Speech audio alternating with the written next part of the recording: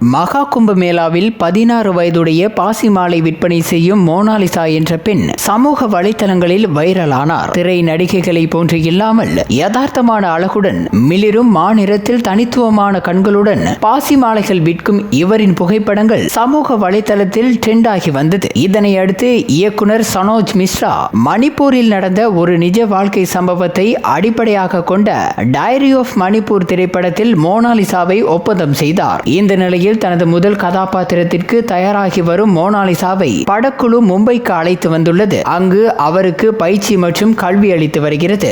மும்பையில் திரைப்பட தயாரிப்பாளர் சனோஜ் மிஸ்ராவின் வழிகாட்டுதலின் கீழ் நடிகையாக தனது முதல் அடிகளை மோனாலிசா எடுத்து வருகிறார். அவர் கற்பிப்பது தொடர்பான வீடியோ சமூக ஊடகங்களில் வைரலாகி வருகிறது. இது மோனாலிசாவின் கற்கும் ஆர்வத்தையும் காட்டுகிறது. இந்த வீடியோவில் மோனாலிசா ஒரு வசதியான அறையில் அமர்ந்து சனோஜ் மிஸ்ராவின் வழிகாட்டுதலுடன் எழுத்துக்களை கற்றுக்கொள்வதை காணலாம்.